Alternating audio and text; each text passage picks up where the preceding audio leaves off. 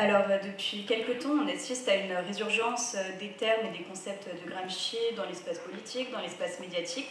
Or, l'usage de ces termes, il est quand même souvent galvaudé. Enfin, l'utilisation de ces termes est souvent galvaudée, c'est-à-dire que l'œuvre de Gramsci reste peu lue, peu connue en profondeur. Donc, la conférence de ce soir va être l'occasion d'en apprendre plus sur l'œuvre de Gramsci, le personnage de Gramsci. Et pour ça, on reçoit un invité de qualité, Jean-Claude Zancarini, professeur d'italien et d'histoire de la pensée politique à l'ENS de Lyon, et qui est notamment l'auteur d'un ouvrage, d'une étude sur l'utilisation contemporaine de Gramsci en Italie. On y va? Ah non, je croyais que j'allais faire un grand truc. Ah non, non, je vous laisse faire. Non, c'est sympa. Bon, bonsoir. Bonsoir à tous. Je vais essayer de vous expliquer un peu. Donc normalement, ils vont me dire si je dépasse le temps, parce que normalement, pour expliquer ça, c'est long. Mais donc, je passe tout de suite. On va passer tout de suite. Là, il y a juste les dates. Hein. Voilà. Alors, très brièvement pour le situer, quoi. Très brièvement pour le situer. Donc, vous avez vu, il est né en 1891, donc en 1919. Il n'est pas vieux, quoi. Hein. Il n'est pas très vieux. Voilà. Et avec des gens, des étudiants socialistes à ce moment-là. Hein. C'est le Parti socialiste italien. Il n'y a pas encore de Parti communiste italien. Mais il y a déjà eu la Révolution d'octobre. Il fonde, et ça c'est vraiment un premier point important dans son parcours, ce journal qui s'appelle L'Ordinano. Désolé parce que les fascistes en France avaient pris ce nom-là, mais bon, mais bon à l'époque ça voulait dire voilà, un ordre nouveau. Évidemment ça faisait référence à la victoire, ce qu'on estimait être la victoire du prolétariat en Russie, hein, en octobre 17. Alors, le sous-titre est intéressant parce que le sous-titre dit c'est revue hebdomadaire de culture socialiste. Hein, et voilà, donc, il y avait cette idée que voilà, ça passe par la culture. Et il y avait le mot d'ordre du journal. Donc, le premier numéro est du 1er mai. Là aussi, le symbole ne saurait échapper. 1er mai 1919, ça c'est le numéro 2. Instruisez-vous.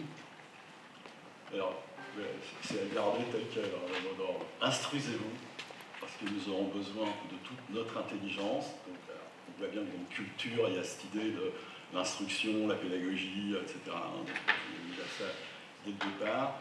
Et les deux autres mots d'ordre sont tout à fait aussi applicables à tout moment. Agitatevi, hein, agitez-vous, parce que nous aurons besoin de tout notre enthousiasme.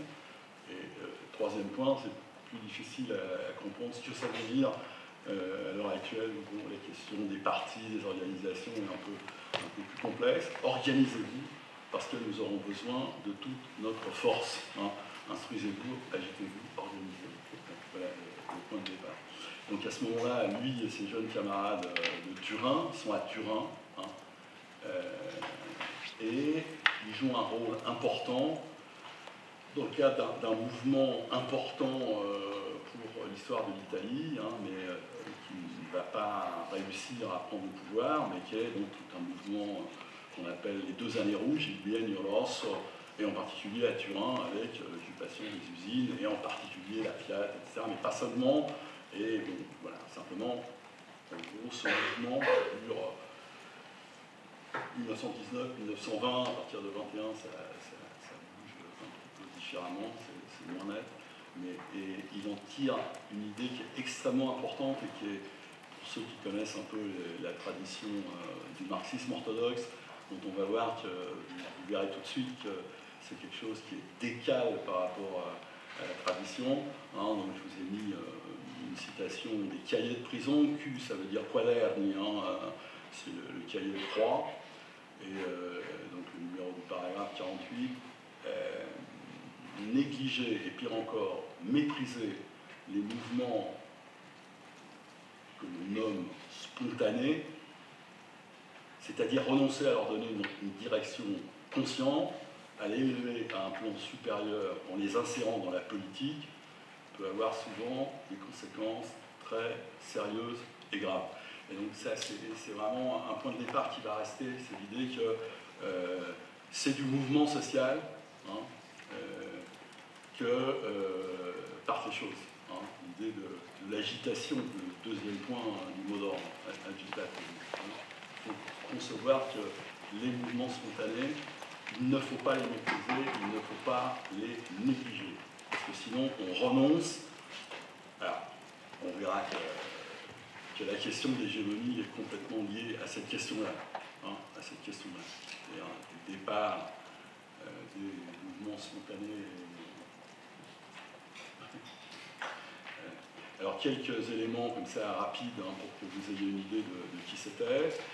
Donc, en janvier 21, il y a la scission dans le Parti socialiste italien et la création du Parti communiste d'Italie, le PCD.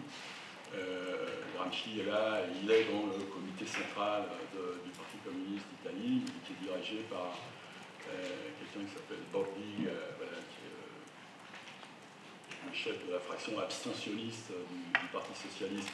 On ne va pas rentrer dans ces détails, mais ça sera extrêmement intéressant, mais on ne va pas le faire. Donc il est d'emblée dans la scission, qui est minoritaire, hein, contrairement à ce qui se passe en France, où à Tours, la majorité demande l'adhésion à la Troisième Internationale. Ce n'est pas le cas en Italie, c'est une minorité, une forte minorité, mais une minorité. Voilà, donc à partir de 21. Il est envoyé à Moscou, puis à Vienne pour faire les liens avec l'exécutif de l'Internationale communiste, et à Vienne pour faire les liens entre le Parti communiste italien et les autres partis communistes d'Europe. À ce moment-là, c'est la date, en 22, le fascisme prend le pouvoir en Italie, c'est-à-dire il y a la marche sur Rome, qui est en fait la marque de l'alliance entre la royauté et le fascisme. En gros, ils n'ont pas pris Rome, contrairement à ce qu'ils ont raconté, ce qu'ils racontent encore maintenant. Ils n'ont pas pris Rome, ils ont été arrêtés devant Rome parce qu'il y avait 400 carabiniers qui les bloquaient. Mais en revanche, la décision de la royauté italienne et, comme on dit, des puissances industrielles et des grands propriétaires agraires, etc., donc eux, ils allaient mettre de l'ordre par rapport à ce qui s'était passé pendant les 2 années rouges. Voilà. Et donc, il est nommé Mussolini Premier ministre, président du Conseil. Alors, là, Gramsci va être élu en avril 24 comme député et revenir en Italie. Et parallèlement, il avait, et vous voyez bien le sens du titre, alors c'est un journal qui a été le journal du Parti communiste italien jusqu'il y a tant qu'il y a eu un Parti communiste italien, après quoi il a végété, il s'est arrêté, c'était quand même un truc. Donc l'UNITA, fondée par Antonio Gramsci en février 24. Le sous-titre est intéressant parce que là aussi c'est une question qui est liée à la question de l'hégémonie, on va le voir très vite, hein, quotidien des ouvriers et des paysans, et UNITA. Bon, inutile de le traduire, je suppose, et, avec l'idée que voilà, il allait falloir refaire, donc lui il part vraiment d'emblée avec l'idée qu'il allait falloir refaire une alliance, non seulement des ouvriers et des paysans, mais des forces politiques qui les représentaient. C'est-à-dire que la direction du Parti communiste d'Italie à ce moment-là était très sectaire, ne voulait absolument pas rentrer dans des processus d'unité avec une fraction importante des socialistes qui étaient restés socialistes mais qui voulaient quand même, enfin bon, etc. Et lui dit, attention, il faut qu'on fasse ça, hein, il faut qu'on fasse l'unité, il faut qu'on dise clairement, qu'on intègre dans ce journal, que ça ne soit pas marqué quotidien des communistes, que ça soit marqué quotidien des ouvriers et des paysans, et que ça dise unité. Hein. Voilà. Et il fait participer des gens qui sont encore au Parti socialiste italien, dont un dirigeant important qui s'appelait Serrat. Enfin, voilà. Donc il revient en Italie, il prend devient secrétaire général du parti. Hein. Donc il a minorisé le groupe sectaire. Bon, après, voilà, c'est de la terminologie de l'époque. Hein. Après, voilà, sectaire, c'est simplement, il ne voulait pas faire d'alliance avec d'autres qui avaient les yeux, quoi, voilà, hein, pour simplifier. Mais donc c'est lui qui devient dirigeant, le principal dirigeant. À ce moment-là, il se passe un phénomène important en 24, c'est que les fascistes tuent un député socialiste qui s'appelle Matteotti, parce qu'il avait dénoncé à la Chambre les malversations pendant les... C'était compliqué d'aller voter avec des mecs qui t'attendaient une matraque à l'entrée des bureaux de vote. Il faut savoir quand même que c'est la dernière... Avril 24, c'est la dernière élection en Italie avant la fin de la guerre. Hein, avant la fin de la guerre. Et, il y a en gros un petit tiers d'opposants, hein, avec des socialistes pour l'unité avec les communistes, des communistes, des démocrates, des libéraux, etc. Voilà. Hein. Matteotti est tué, donc il y a un moment où on se demande si le fascisme, c'est une crise du fascisme, une vraie crise du fascisme. On se demande si le roi ne va pas abandonner Mussolini. Le roi qui a fait venir Mussolini ne va pas l'abandonner. Il n'abandonne pas, et Mussolini fait voilà, un fameux discours qui est voilà, j'assume tout, si le fascisme a été une association de délinquants, je suis le chef de cette association de délinquants, et maintenant terminé, donc suppression des autres partis, plus de parlement, etc. Hein. Alors, c'est un processus, mais un des moments de ce processus, c'est l'arrestation de Gramsci et toute une série de dirigeants communistes le 8 novembre 1926. À partir de ce moment-là,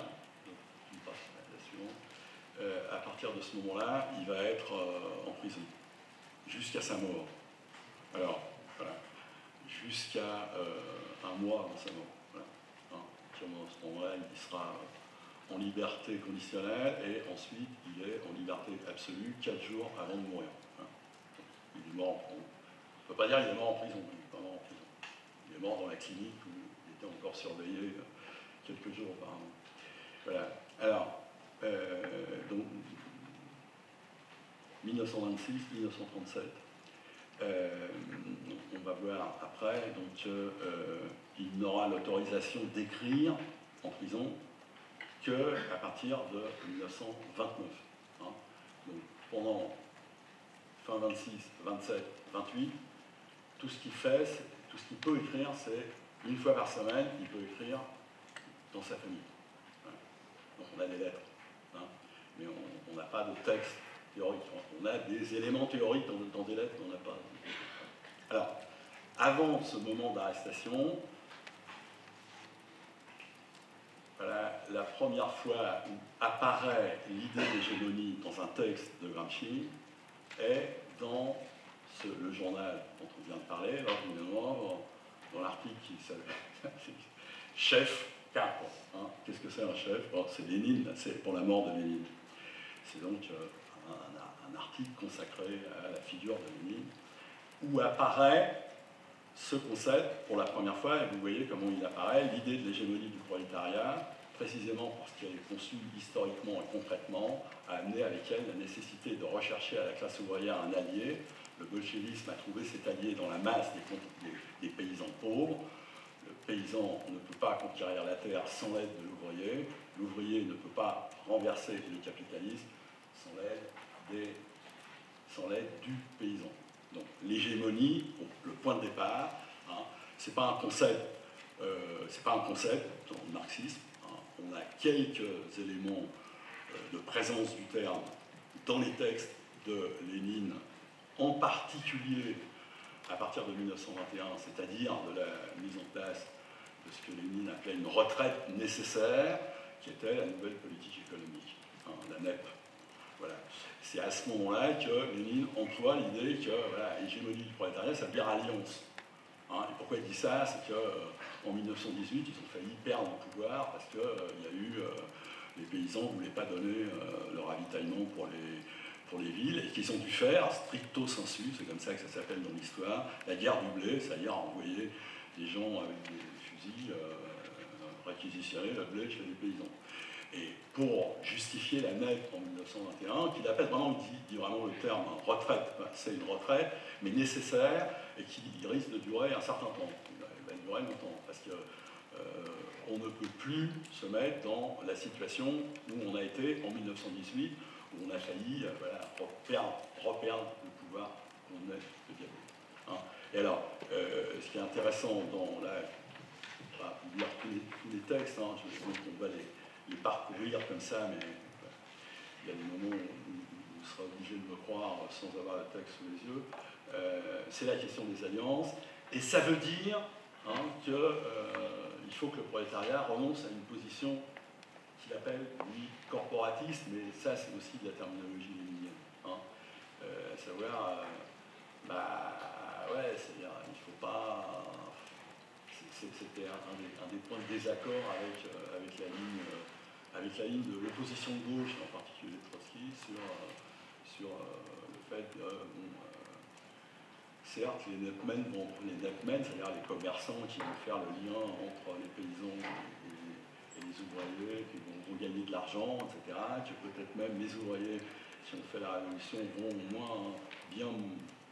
vivre moins bien que les netmen, mais voilà, il faut qu'on fasse ça, parce que c'est ça la question centrale des alliances, donc une nouvelle politique économique. Et en politique, la politique se dit front unique.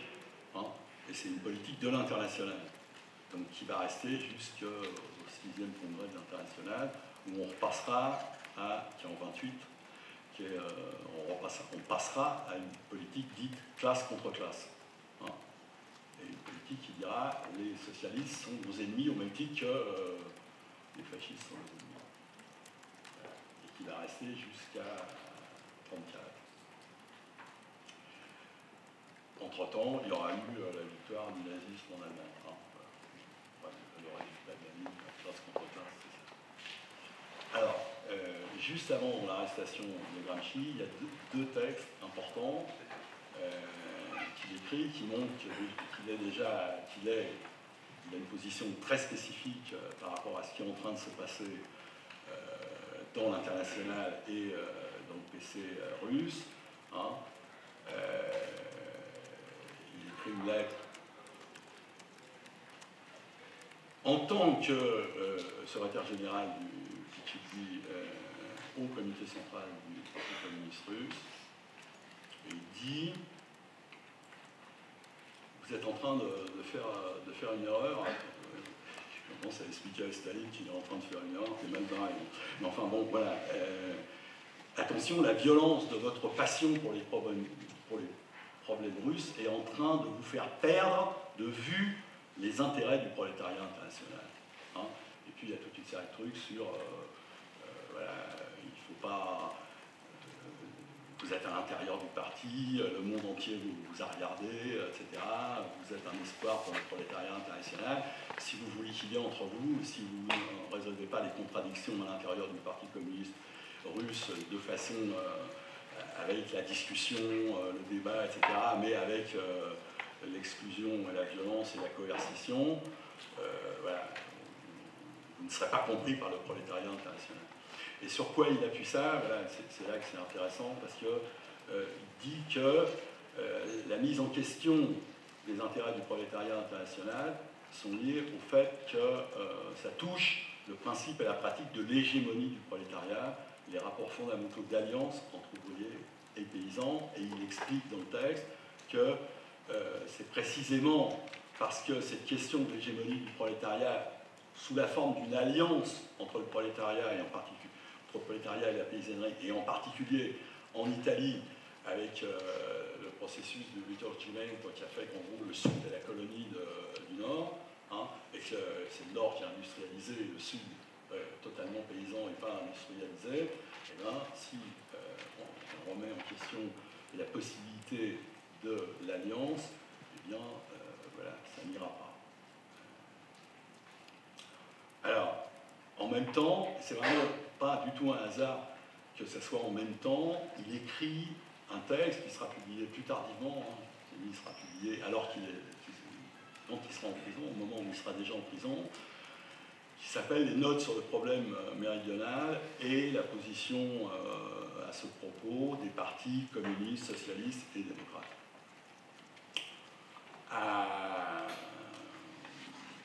Alors, il dit en gros ça, là c'est pareil, le texte est assez long, hein, mais en gros le fondement, hein, c'est de développer cette idée d'hégémonie, d'alliance de la ville et de la campagne, que ça doit se faire non pas en termes de coercition, mais de confiance et... Alors, le mot italien est compliqué, parce qu'il est polysémique, hein, il a beaucoup de sens, donc nous on tend à le traduire par consensus, mais ça pourrait être au moins, ça va en gros de acceptation, assentiment, consentement, jusqu'à consensus. Donc ça doit se faire par quelque chose qui n'est pas imposé, par quelque chose qui est compris et accepté. Pour ça, alors il redit dans ce texte que le prolétariat doit se débarrasser des idées corporatistes, c'est-à-dire renoncer à ne se préoccuper que de ses propres intérêts économiques immédiats. Il appelle ça une position économico-corporative. Hein. Il doit renoncer à un sentiment de supériorité sur les ploucs, quoi, hein. Ah ouais, les paysans, surtout du Sud, t'imagines, putain, les paysans du Sud, vraiment des ploucs qui comprennent rien, etc. Donc il faut renoncer à ça. Et il dit déjà dans le texte, parce que là on a une série d'éléments qui se mettent déjà en place avant même la prison, il dit déjà dans le texte que les intellectuels jouent un rôle décisif, à la fois dans la situation actuelle, hein, de marginalisation des paysans et des ouvriers, mais qui peuvent en jouer un autre dans le cadre de l'union qui est nécessaire entre l'hégémonie du prolétariat conçue dans les termes de l'alliance de la vie. Alors, à partir de février 1929, commence l'écriture des cahiers de prison. Les cahiers de prison, c'est les cahiers écoliers qu'on envoie, sur lesquels il écrit, et il y en a 29 plus 4 de traduction, 4 cahiers de traduction, donc il fait des traductions très diverses. Il y en a qui fait voilà, par amour de la littérature et de la langue, il traduit des fables des frères Grimm. Il a un goût pour la fable et pour la littérature, c'est incontestable.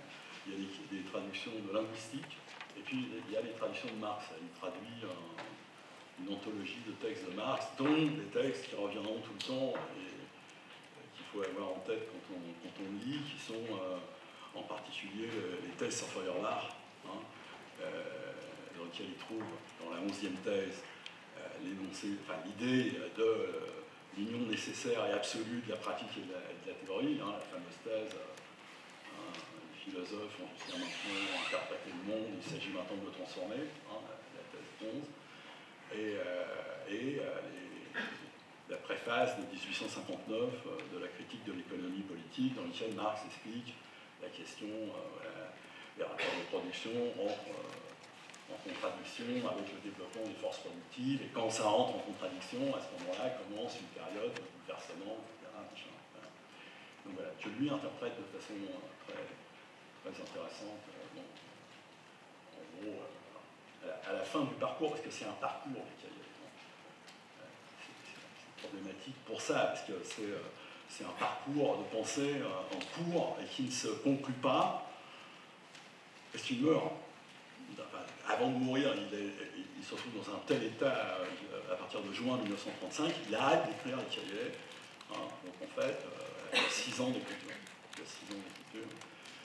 Et les cahiers sont divisés, après, à part les cahiers de traduction, des cahiers où il prend des notes au fur et à mesure. Hein, qu'on appelle en italien miscellanei, ça veut dire les cahiers de varia, les cahiers de mélange. Et puis, il voit que ça s'accumule, il y a des cahiers partout. Avec des conditions de travail qui sont compliquées, c'est en prison, je veux dire, il n'est pas dans une bibliothèque, il va chercher des bouquins à la bibliothèque, etc. C'est-à-dire que les bouquins, ils sont dans le magasin de la prison, il ne peut pas en avoir plus de 4 sur son bureau. Donc quand il en veut un autre, il faut qu'il en rende un. Pareil pour les cahiers, donc il partage ses cahiers en morceaux, donc c'est un travail très compliqué à faire, qui a été fait heureusement par les philologues italiens, une nouvelle génération là, autour de je vous donne les noms si vous savez l'italien, ça vaut le coup d'aller regarder. Il y en a un qui s'appelle Franceoni, qui est le premier à avoir dit attention, il faut vraiment comprendre comment c'est fait. Et si on veut savoir la suite des idées, c'est-à-dire les dates d'écriture, il faut comprendre comment il écrivait les cahiers. Et puis alors moi je dis jeunes, mais pour vous c'est aussi des vieux, mais pour moi c'est des jeunes, qui s'appellent Cospito et Frosini, qui ont fait vraiment des travaux actuels. Enfin, tu citais l'article dans Actuel Marx, dans Actuel Marx, on a fait un. Normalement, on parle à deux, non, je vais juste dire qu'il y a Romain Descentes qui est là, mais il n'est pas là parce qu'il s'occupe de ses gosses, mais normalement, on chante tous les deux. C'est pas moi qui viens tout seul, normalement. Donc on fait un duo, mais bon, là, il n'est pas là. Et donc on avait écrit ce truc pour faire connaître cette production italienne qui est extrêmement importante. Si par hasard vous savez lire l'italien, allez regarder ça. Et sinon, vous pouvez regarder dans les choses qu'on a faites dans ce numéro spécial enfin, c'est pas un numéro spécial, un numéro thématique sur Antonio Gramsci de Actuel Marx. Alors, donc, à partir du printemps 32, vous voyez, il reprend une partie des notes qu'il avait écrites dans les cahiers mélange et il les reprend par thème. Voilà. Hein, alors, c'est ce qui a amené, dans les premières éditions, et ce qui a amené la plupart des gens à croire qu'il a écrit un livre qui s'appelle, par exemple, Notes sur Machiavel, ou un livre qui s'appelle Littérature nationale, ou un livre qui s'appelle Sur la philosophie de Benedetto Croce et le matérialisme historique. Parce que les premiers éditeurs, qui étaient les gens du Parti communiste italien, là c'est trop compliqué, machin, on va ramener ça à des questions simples, dire qu'il a écrit des livres. Hein. C'est pas le seul à qui on a fait le coup. Pour donner un autre exemple, la philosophe, Simone Weil, la philosophe, pas l'autre, pas celle qui a été fêtée à juste titre pour ce qu'elle avait fait pour la lutte des femmes, et pour l'avortement et la contraception, même si elle n'était pas toute seule à l'avoir fait. Donc la philosophe avait écrit pendant la guerre un des trucs qui s'appelle Les cahiers de Marseille. Bon, après quoi, les cahiers de Marseille, c'est un vrai bordel. C'est comme les cahiers de prison d'Antoine. Et alors ses copains, mais c'est pareil, hein, pour qu'on puisse la lire, ils lui ont dit, tiens, elle a écrit un super livre qui s'appelle La pesanteur et la grâce. Elle n'a jamais écrit un livre qui s'appelle La pesanteur et la grâce. C'est des extraits des cahiers de Marseille. Enfin bon, bref. Donc, voilà. Donc il n'a jamais écrit de livre. Peut-être tu me le remets un coup à ça. Voilà, alors, bon, en gros, c'est ça. Il continue. C'est-à-dire, c'est quand même une des questions, c'est qu'on voit vers où on va, vers où il va. On voit les acquis, on voit toute une série d'acquis dans la pensée, on voit comment il va créer avec des mots de tous les jours, ou des mots comme ça qu'il trouve dans la tradition. Hégémonie, c'est un mot qu'il trouve chez les Grecs. C'est un truc qu'il trouve chez un penseur du Risorgimento italien qui s'appelle Vincenzo Gioberti, il le trouve comme ça. Il ne le trouve pas chez Marx, il n'y a pas chez Marx, il le trouve à peine chez Lénine, et il le trouve uniquement sous la forme l'hégémonie du prolétariat au moment de la lettre. Bon, et il va développer ça, de la même façon qu'il va développer l'idée, l'État, c'est pas seulement l'État tel qu'on le connaît, c'est pas seulement l'État. Hein, vous vous souvenez, la définition première, l'État c'est un groupe d'hommes armés. Hein, et ben, c'est pas seulement ça, il y a aussi la société civile qui reprend, concept qui reprend chez Hegel, mais qui l'adapte pour redéfinir une autre conception de l'État. Il va réfléchir avec des termes de la stratégie militaire, et il va définir l'idée de la guerre de position, la guerre de mouvement et comment ça s'articule. Voilà, donc il va repenser le marxisme. Voilà, il va repenser le marxisme.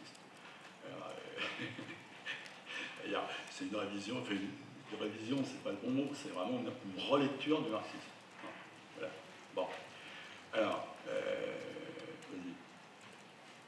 Alors, premier point, c'est que voilà, le concept d'hégémonie, on s'attend à ce que ça soit qu'il a écrit tout le temps des trucs sur l'hégémonie culturelle. Comme vous le voyez là, donc je ne vais pas vous le dire en entier, mais comme vous le voyez, c'est beaucoup plus complexe que ça, c'est-à-dire que l'adjectivation est gigantesque, comme vous voyez.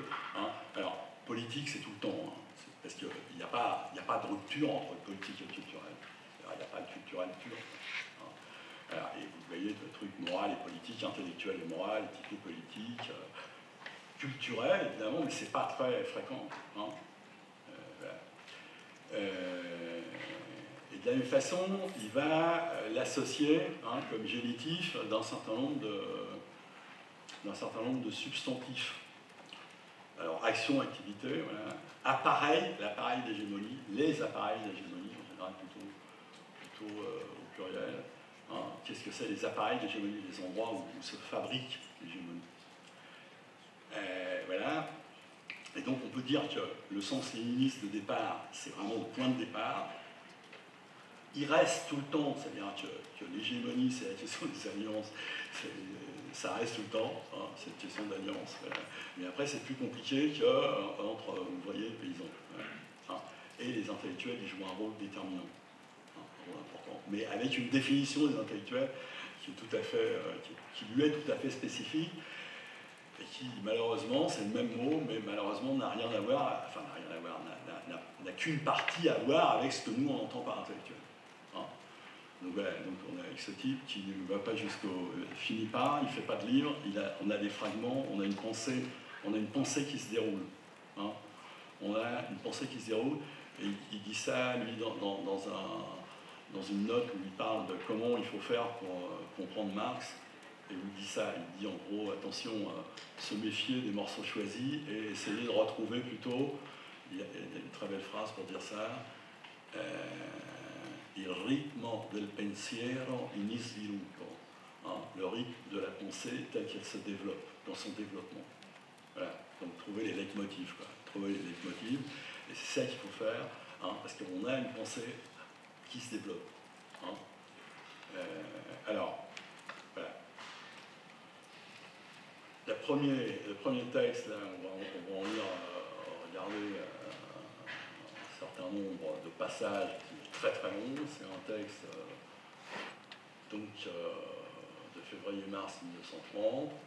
Hein, les premiers textes où il met en masse voilà, toute une série de réflexions qui après vont irriguer et vont être reprises et vont être modifiées, etc. Alors, vous allez voir tout de suite, hein, parce que là, ce que je vais vous lire, c'est le point d'arrivée. Vous voyez, 34, c'est un an avant qu'il arrête d'écrire. Hein. C'est les mêmes questions. C'est la même question. Il réfléchit sur le phénomène italien de l'unité d'Italie qui, comme vous le savez sans doute, s'appelle le Risorgimento. Voilà. Et il essaye de comprendre comment ça s'est passé, et il essaye de le comprendre en comparant au phénomène de la Révolution française. Voilà. Alors là, ce qui est entre crochet carré et entre crochet carré et en italique, c'est les premières formulations. Vous voyez quand même que c'est pas... Parce que souvent on dit... voilà, il écrivait groupe social parce qu'il ne voulait pas écrire classe à cause de la censure, mais c'est pas du tout ça. C'est que dans son évolution de réflexion, il arrive à un moment où il pense que classe, comme c'est lié à l'idée de l'infrastructure économique, il y a deux classes fondamentales, la bourgeoisie et le prolétariat. C'est ce que est en train de dire à ce moment-là l'international communiste quand il dit classe contre classe. Hein. Et là, à ce moment-là, il écrit plus classe, il écrit groupe social, les groupes adverses, les groupes proches et alliés. Hein. Vous voyez à plusieurs reprises un groupe social qui était classe dans la première rédaction de celle de 4 ans auparavant. Donc je vous lis uniquement la version 1934 sans faire d'autres commentaires, mais vous voyez vous-même sur la diapositive. Le critère méthodologique sur lequel il nous faut fonder notre examen est le suivant. La suprématie d'un groupe social se manifeste de deux façons, comme domination et comme direction intellectuelle et morale. Donc la question de la direction intellectuelle et morale, on voit bien que c'est complètement lié à l'idée de la direction culturelle. Donc, voilà, mais ça se dit aussi comme ça, direction intellectuelle et morale. Un groupe social est dominant par rapport au groupe adverse, qui tend à liquider ou à soumettre en employant même la force armée. Donc ça, c'est la coercition, la violence, le groupe d'hommes armés, etc. Et il est dirigeant des groupes proches et alliés. un groupe social peut et même doit être dirigeant dès avant la conquête du pouvoir gouvernemental. Ensuite, quand il exerce le pouvoir, et même s'il le tient fortement en main, il devient dominant, mais il doit continuer à être aussi dirigeant. Donc en gros, là, on voit bien ce qu'il a en tête, hein, même s'il y a des formulations, on se demande si hégémonie, c'est pas les deux, etc. Mais en gros, ce que ça tend à faire, c'est vraiment clair à la fin du processus, l'hégémonie, c'est la direction au sens, voilà, une direction intellectuelle, hein, une direction intellectuelle et morale. Donc elle va se décliner sous la forme d'une pédagogie, d'un travail de transformation des idées, ce qu'il appelle la transformation du sens commun, etc. Voilà. Hein, ça va être ça. Et vous voyez aussi que dans ce passage, hein, j'ai ciblé un peu exprès, on passe d'une réalité qui est celle qui tire du risorgimento à la dernière phrase qui évidemment s'applique à qu'est-ce qui se passe quand la question nous qui représentons non plus les classes mais les groupes sociaux subalternes, hein, comment on doit faire pour arriver à un moment donné à transformer la société, à prendre le pouvoir, etc. Et là ça veut dire, attention, faut être dirigeant dès avant la conquête du pouvoir gouvernemental, c'est-à-dire avoir cette hégémonie sous forme de direction intellectuelle et morale. Alors, donc là, risorgimento, hein, la différence entre risorgimento et la Révolution française, hein, c'est qu'il y avait bien une force qui ressemblait un peu aux Jacobins, qui était une force qui n'était pas la force des modérés, c'est-à-dire à la fois les modérés, c'était en gros Cavour et la royauté, les Savoie, la royauté du Piémont qui a fait l'unité. Hein. Et pourquoi? Parce que le parti d'action, contrairement aux Jacobins, n'a pas su assurer un lien entre ville et campagne et n'a pas lutté infatigablement. C'est en gros aucun des dirigeants de ce parti d'action, bon alors les noms vous les connaissez au moins Garibaldi, mais Mazzini et des gens comme ça, etc. Hein, ils se sont jamais posé la question de la réforme agraire. On dit très clairement ça. Ils se sont pas posé la question de la réforme agraire. Et donc ils ont fait le mouvement d'unité d'Italie sans les paysans et parfois, hein, un texte célèbre de la littérature italienne qui est une nouvelle de Verga, qui est un des grands auteurs du XIXe siècle, qui s'appelle Libertà, parfois en massacrant les paysans qui se sont révoltés à l'occasion de l'arrivée des Piémontais et des chemises rouges de Garibaldi. Donc voilà, donc il n'y a pas eu d'hégémonie, il n'y a pas eu de rôle dirigeant, il n'y a pas eu de direction intellectuelle morale. Alors, voilà. Hein, donc, il le dit là c'est une citation toujours de la deuxième version, c'est la note 34, la politique des modérés montre clairement qu'il doit y avoir une activité hégémonique avant même d'arriver au pouvoir. Mais c'est les modérés qui l'ont montré, pas le parti d'action, précisément parce que voilà, les modérés, eux, ils n'avaient aucune envie de donner une réforme agraire aux paysans. Ils voulaient juste que la dynastie des Savoie devienne la dynastie d'Italie. Voilà. Donc, il ne peut y avoir une activité hégémonique. Il doit y avoir une activité hégémonique avant même d'arriver au pouvoir. Et il ne faut pas compter sur la seule force matérielle que donne le pouvoir pour exercer une direction efficace. C'est justement la brillante solution de ces problèmes qui a rendu possible le risorgimento dans les formes et dans les limites où il s'est effectué sans terreur, comme révolution sans révolution, ou encore comme révolution passive, pour employer une expression de Cuoco. Bon, on laisse tomber Cuoco parce que ça nous entraîne trop loin. Hein. Révolution passive. Voilà. Alors, autre comparaison et autre personnage qui apparaît, hein, question du rapport ville-campagne, Machiavel. Pourquoi? Parce que pour lui, Machiavel avait compris la nécessité, c'est la fin de la citation, la nécessité de subordonner de façon organique les masses populaires aux couches dirigeantes pour créer une milice nationale capable d'éliminer les compagnies de mercenaires. Hein, et donc, cette nécessité était perçue par Machiavel. Bon, on va passer Machiavel, parce que sinon, comme vous savez peut-être, je vais me mettre à parler de Machiavel, et c'est pas du tout pour ça que vous m'avez demandé de venir. Donc voilà. Alors, voilà. Donc vous voyez que là, on n'est plus seulement dans la définition léniniste, hégémonie, il y a alliance du prolétariat avec les paysans, mais on est voilà, dans un processus bien plus large avec des dimensions culturelles et intellectuelles. Donc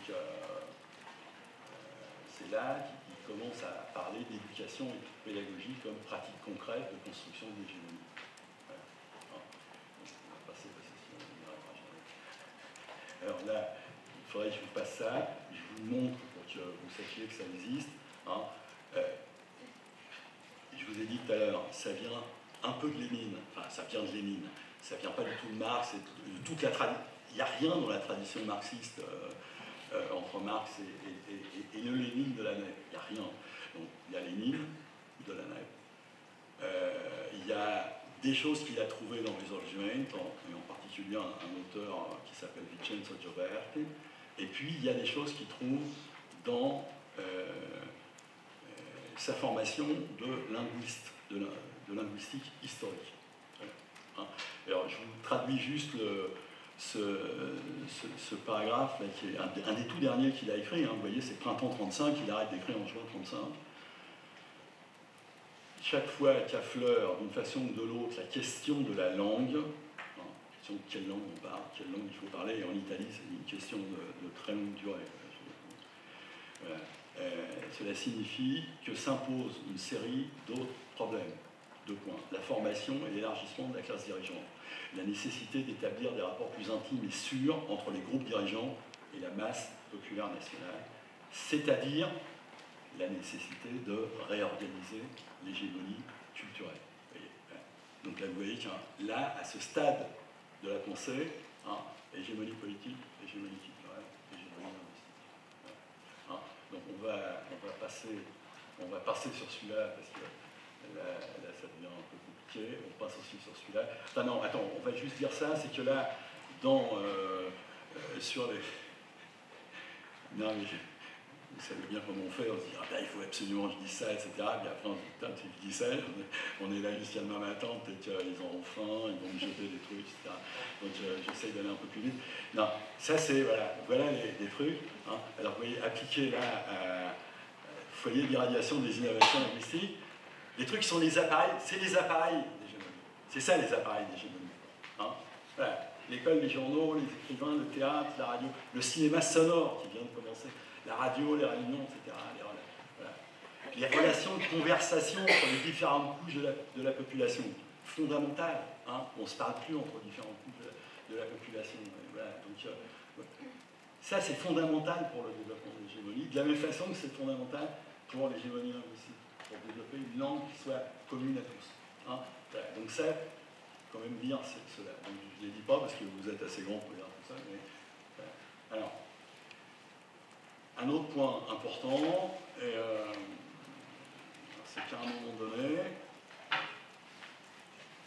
il va se poser la question des rapports entre structure et superstructure. Il garde la terminologie, il garde la terminologie et l'image. À un moment donné, il va dire attention, c'est une métaphore. Attention, c'est une métaphore. Il n'y a pas de lien direct. Et il le dit. Il n'y a pas de lien direct parce qu'on est en octobre 30 et que la crise du capitalisme n'a pas provoqué la révolution, contrairement à ce que croyaient les camarades soviétiques de l'époque, qui avaient justement lancé la ligne classe contre classe, parce qu'ils étaient persuadés que ça allait s'écrouler. Il y a la crise dans la structure, la plus grande crise économique du capitalisme, la crise de 29.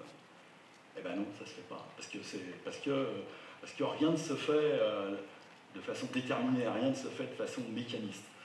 Et donc ça, c'est vraiment central dans sa relecture du marxisme. C'est qu'il lit le marxisme. Alors lui, il dit dans Marx, ça y est tranquillement. Bon, après, ça se discute, que ça y soit tranquillement. Mais il lit, même il traduit la préface de 1859 de la critique de l'économie politique de telle façon qu'en effet, on se dit, ah oui, Marx a dit ça. Quand on lit l'allemand, je ne dis pas bien l'allemand, mais en disant l'allemand et du français, on voit bien que ça se discute, quoi, hein, ça se discute de l'interpréter comme ça. Mais il l'interprète comme ça. Il l'interprète comme ça parce qu'il lutte, il veut lutter de façon permanente, il a lutté de façon permanente contre toutes les déviations, enfin, toutes les lectures déterministes et mécanistes. Hein. Il dit à ce propos-là qu'en gros, oui, c'est ça, il faut bien chanter Bandiera Rossa la triomphera, mais c'est pas un futur. Quoi. C'est un conditionnel. Quoi. Elle triomphera si. Hein, elle triomphera si. Il faut qu'il y ait des conditions. Ça ne se fait pas comme ça. Il n'y a rien qui se fait sans ce processus d'hégémonie qui est à la fois politique, culturel, intellectuel. Hein. Voilà. Et des forces pour le mener, parce qu'ils ne pensent pas que ça se fait comme ça. Hein. Bon, ça à aucun moment que ça se fait comme ça, on va y revenir. Alors, là, c'est la première fois, après il va développer ça de façon beaucoup plus structurée, mais là, il transforme le modèle marxiste traditionnel et statique, hein, structure, superstructure, machin, lien direct, machin, hein, sur un modèle dit des rapports de force, et dans lequel il va... Alors, il commence vraiment à complexifier ce rapport infrastructure et directement lié à la structure. Hein.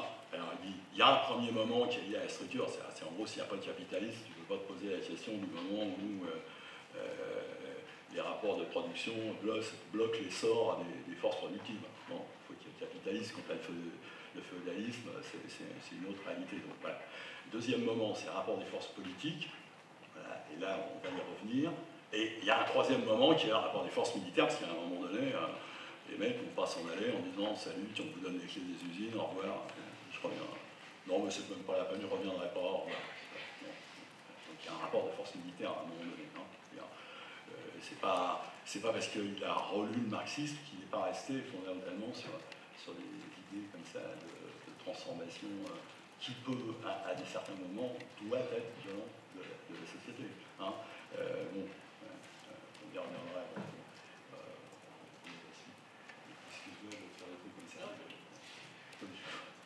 Alors, dans ce moment 2, là, vous voyez qu'il y a le moment des forces politiques. Donc, après le moment directement lié à la structure et le moment des forces militaires, il y a ce moment. Donc voilà, il y a il distingue 3 moments. Hein. Les solidarités professionnelles, hein, ce qu'il appelle le mouvement économique primitif, le mouvement solidarité, donc le mouvement professionnel, c'est en gros la corporation des fabricants de gilets, qui aiment les autres fabricants de gilets. Enfin, en fait, ils ne les aiment pas parce qu'ils font le même boulot qu'eux et ils leur piquent le travail. Mais bon, ils les aiment quand même un peu. Voilà. Ils se reconnaissent dans le... Voilà. Hein, ils font un truc. Le deuxième moment, c'est l'ouvrier, le charpentier, le maçon, le métallurgiste, etc., pensent qu'ils ont des intérêts communs qui s'appellent les ouvriers. Hein. Et là, ça devient vraiment intéressant. Mais il y a un troisième moment de ce moment politique qui est le moment d'hégémonie sur lequel on va venir maintenant. Et voilà. Alors là, ça vaut le coup de le lire, même si c'est un tout petit peu long. Ce troisième moment, donc, c'est celui où on atteint la conscience que ses propres intérêts corporatistes, donc, hein, on revient sur cette question qu'il a en tête depuis le texte de 1926 dont on a parlé tout à l'heure, dans leur développement actuel et à venir, dépassent le cercle corporatif de groupes purement économiques et qu'ils peuvent et doivent devenir les intérêts d'autres groupes subalternes ou subordonnés. C'est la phase qui est la plus, alors, en italien c'est schiettamente politique, hein, la plus purement, la plus nettement. Hein. Schietto, par exemple, on dit vino schietto, c'est du vin pur. Hein. C'est cette phase-là. Elle marque le net passage de la structure à la sphère des superstructures complexes. Voilà. Donc là, voilà, le fait d'avoir la structure, qu'elle ait des crises, etc., voilà, on voit bien que on comprend déjà pourquoi à un moment donné, il va dire attention, structure, enfin, structure, superstructure, c'est des métaphores, il faut y aller mollo avec les métaphores, et qui va même proposer une autre métaphore pour décrire le rapport économie, politique, culture, etc., qui va être la métaphore de la traductibilité des langages scientifiques. Hein, enfin bon, là, c'est pas ce qu'on discute ce soir.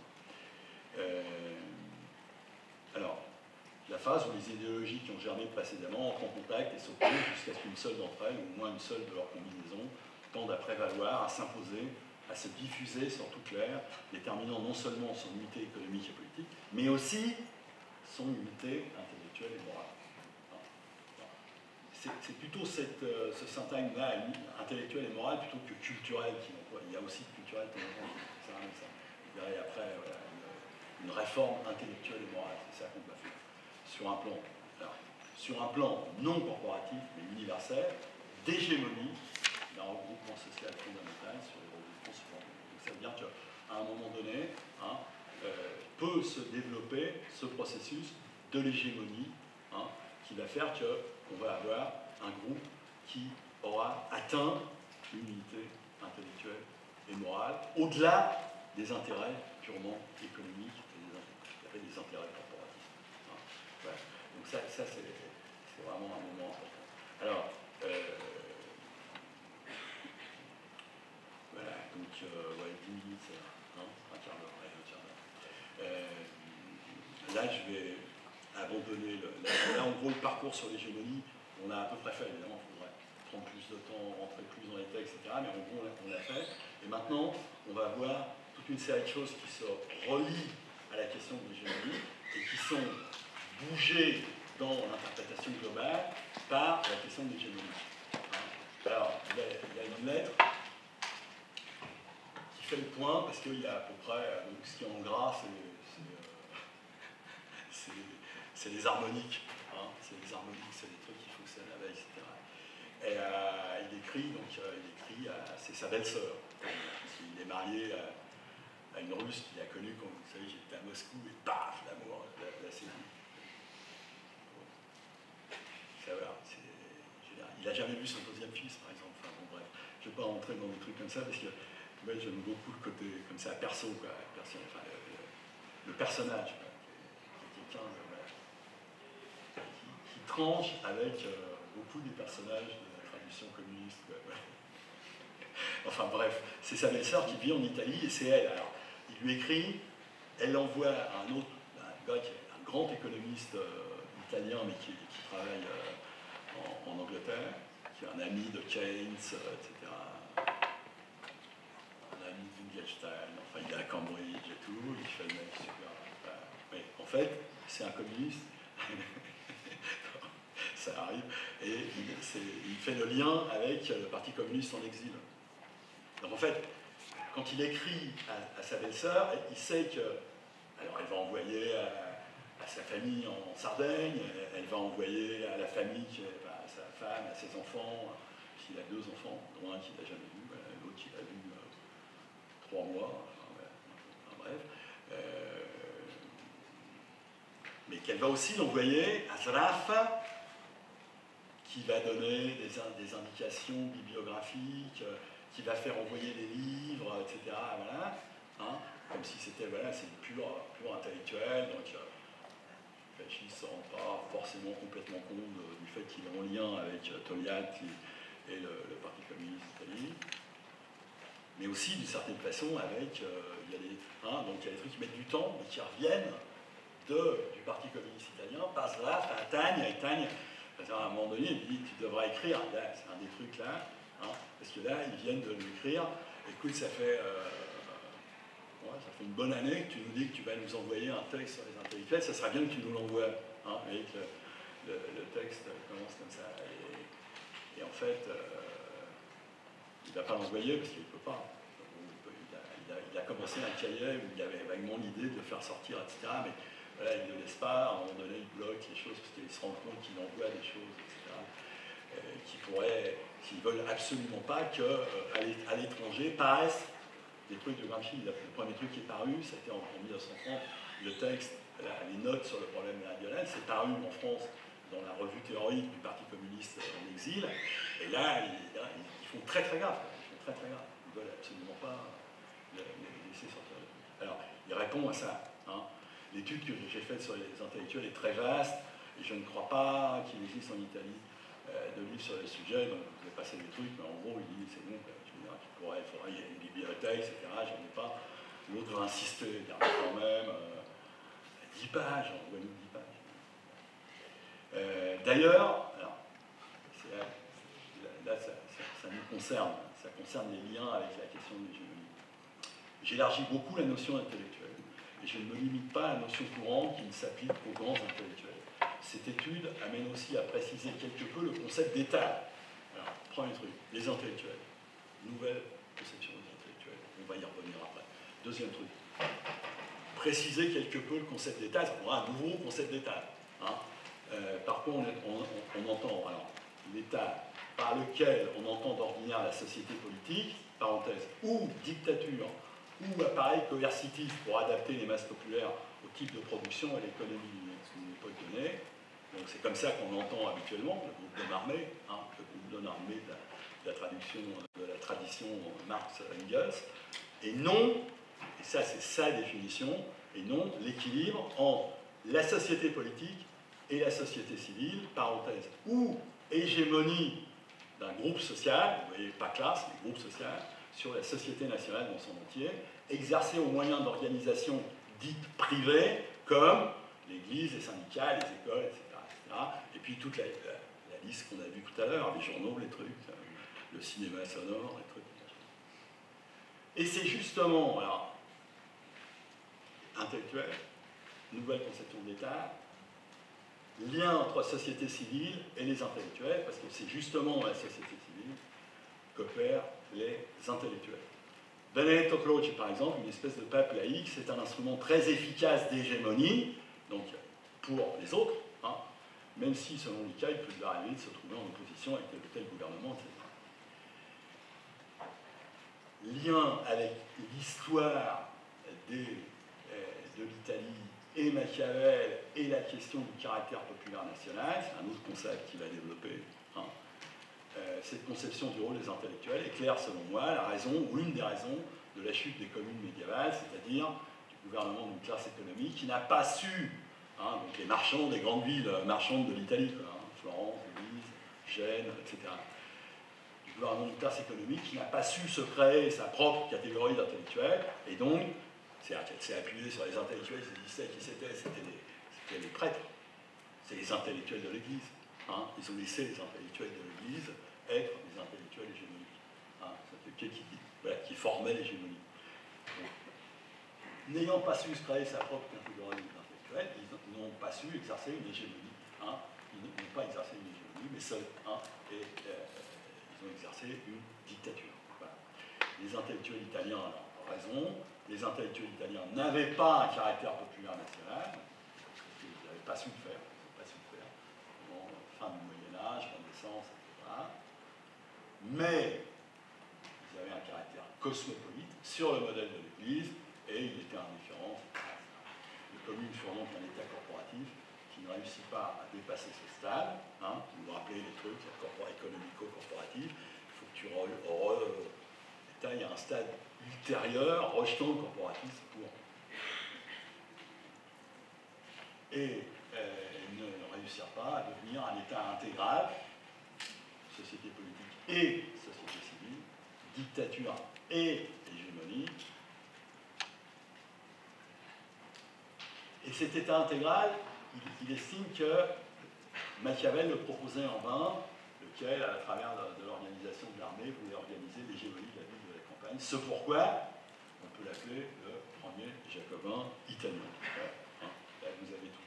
Alors, on va rapidement développer ces points. Donc voilà l'État. Voilà, ça, c'est un truc sur lequel il va revenir et préciser ce qu'il entend. Donc, hein, cette idée que voilà, l'État, c'est à la fois. Vous voyez bien que c'était déjà en germe dans les tout premiers textes que je vous ai lus tout à l'heure. Hein. C'est pas que ça apparaît, c'est simplement qu'à des moments donnés, ça se coagule théoriquement. Hein. Ça devient des concepts.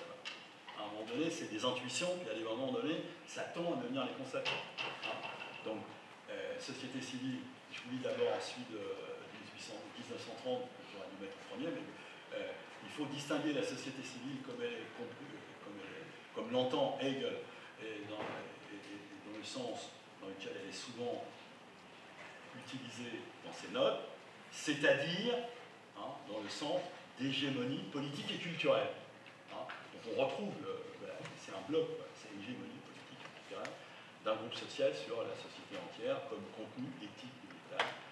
Alors il faut la distinguer du sens que lui donnent les catholiques pour lesquels la société civile est la société politique ou l'État en parallèle avec la société familiale, enfin de la famille, la comparaison. C'est important parce qu'il y a toute une série de développements sur la réflexion qu'il fait sur l'Église, sur le modèle, enfin pas sur le modèle, parce que le modèle, il faut limiter, mais il faut savoir comment ils font, parce qu'il y a plein de choses qu'ils font, maintenir une capacité. On est en 1930, on n'est plus maintenant, même si on voit bien que les questions de la religion sont des questions fondamentales, et puis il avait compris ça. C'est pas à négliger, c'est à avoir en tête. Voilà. Et donc, du coup, voilà la notion générale d'État, dans la notion générale d'État, donc c'est celui de 1931, entre les éléments qu'il faut ramener à la notion de société civile. Donc, il n'y a pas que la coercition, il n'y a pas que le groupe de l'armée, il y a société politique plus société civile, c'est-à-dire, il y a cette formule, hégémonie, cuirassée de coercition. Et là, il parle évidemment historiquement, mais il parle aussi de ce qui se passe pour l'Union soviétique. Il pense aussi à ça. Voilà. Alors, il y a toute une série de notes, là, je ne rentre pas là-dedans, mais toute une série de notes où il montre bien que oui, il fait la distinction, mais c'est une distinction méthodique, mais pas organique. C'est-à-dire, dans la réalité des mouvements, du mouvement historique, c'est plus compliqué que ça. C'est pas, ça c'est là, etc. Ça se mélange. C'est justement ça. Il y a le travail politique et culturel tout le temps à mener, parce que rien n'est donné par l'état des rapports de production, l'état des forces productives, etc. Rien n'est donné d'emblée. Rien n'est donné sans intervention politique et culturelle. Voilà. Ça c'est vraiment une idée qu'il a complètement en tête. Donc c'est important de savoir comment ça fonctionne, donc savoir que c'est pas juste la police, la justice, machin, mais que c'est aussi les journaux, la presse, les trucs, les machins, les intellectuels, les professeurs de l'école, tout ça joue un rôle important. Alors, une autre idée qui permet de comprendre un autre concept important et de voir d'élucider la façon dont il voit ce qu'est la société civile.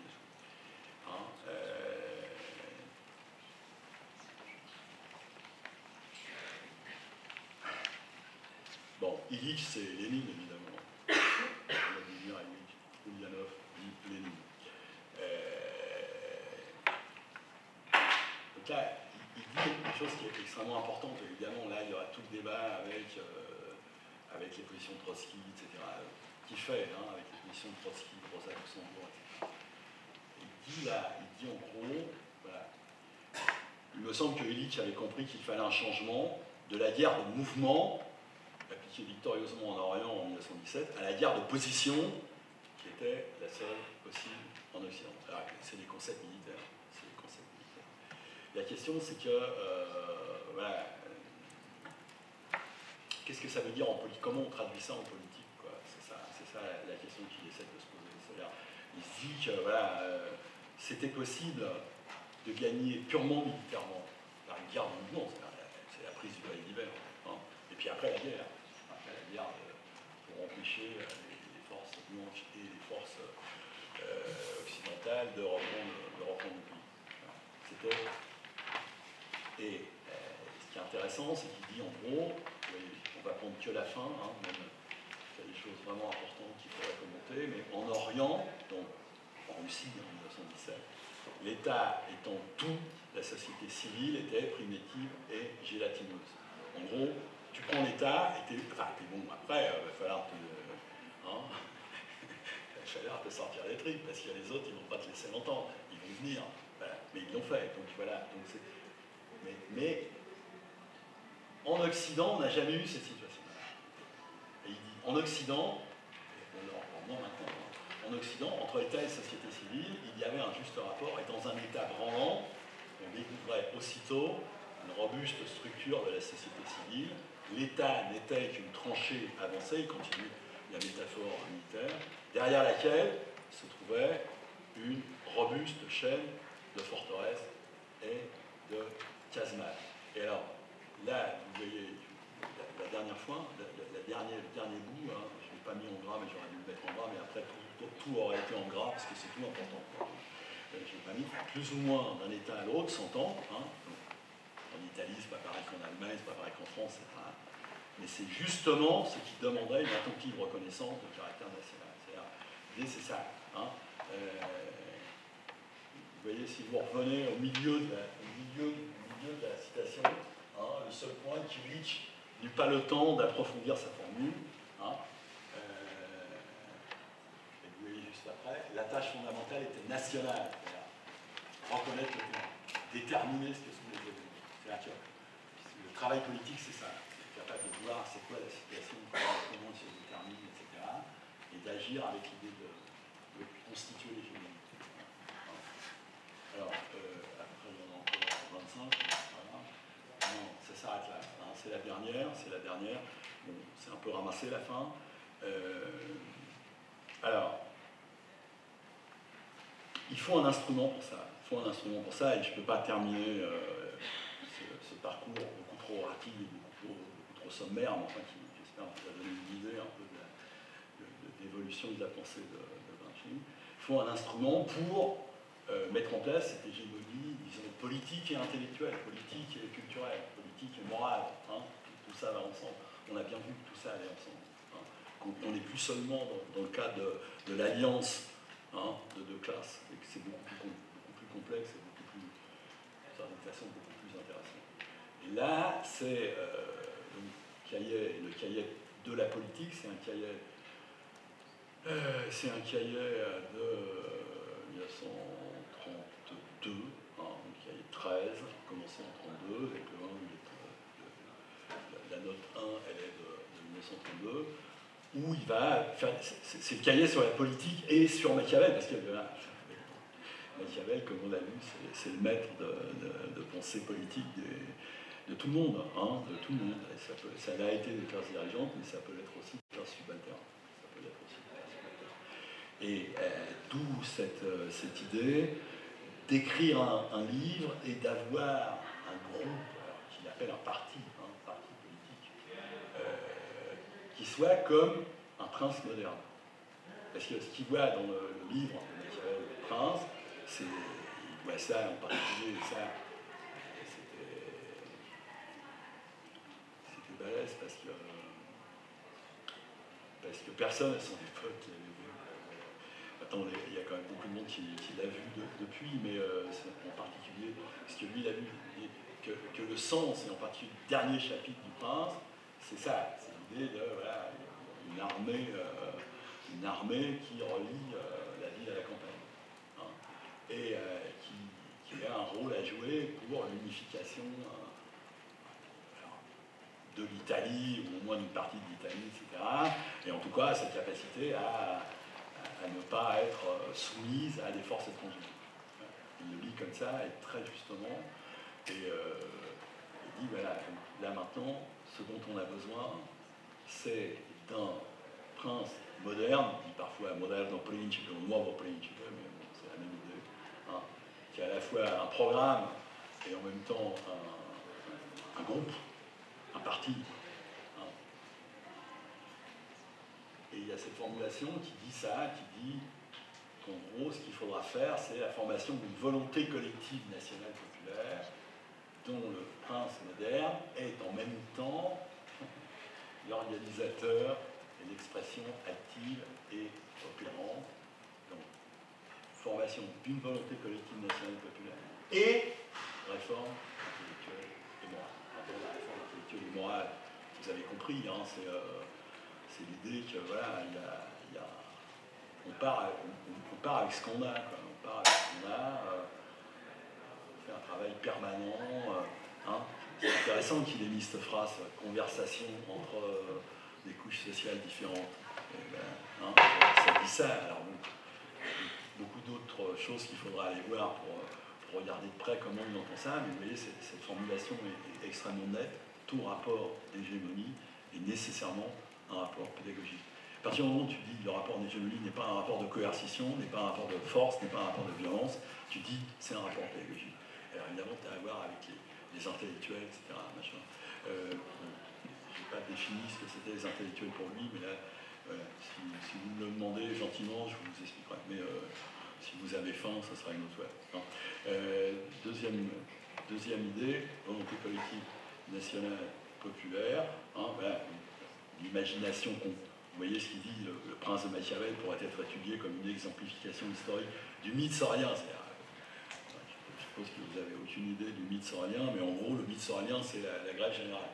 C'est un truc qui permet d'agréger, de faire comprendre à tout le monde. Avec ce mythe-là, on dit, avec la grève générale. Bon, alors, ça ne marche pas, mais on l'a encore, enfin, je ne sais pas, vous, je ne sais pas, mais moi, je me souviens, il n'y a pas si longtemps que ça, d'avoir défilé en criant grève générale, etc. Parce que c'est très bien qu'il n'y aura pas de grève générale. Et que surtout, même si elle y est, elle va durer 3 heures, enfin, une journée, elle est 2. Même la plus grande qu'on ait eue, enfin, moi, j'ai quand même vécu la plus grande générale qu'on ait eue, elle n'a pas abouti à ce que les patrons des usines sortent et disent, écoutez, ouais, on a compris, c'est la grève générale, là les clés, là c'est des usines, démerdez-vous avec, etc. Non, ça n'a pas marché comme ça. Pourtant, c'était pas une petite grève générale, c'était une vraie grève générale. C'était il y a 50 ans. Et ça a à voir avec ce mythe-là. Le prince de Machiavel, ça pourrait être un autre exemple, un exemple historique d'un mythe, c'est-à-dire de l'idéologie politique qui se présente non comme froide utopie, ni comme raisonnement doctrinaire. Alors, c'est joli, je vous invite à voir ce que ça peut donner comme idée politique à avoir, comme imagination concrète, agissant sur un peuple dispersé et pulvérisé. Il est comme ça. Les classes subalternes sont comme ça. Elles sont vraiment comme ça, dispersées et pulvérisées. Et qui arrivent à susciter et organiser sa volonté collective. Évidemment, ce que vous devez avoir en tête, c'est que lui-même réfléchit sur la base de pourquoi on s'est fait taper par les fascistes. Pourquoi je suis un combattant qui a perdu dans la lutte politique. Donc, comment on fait? Bon, maintenant, je m'arrête là. Merci beaucoup.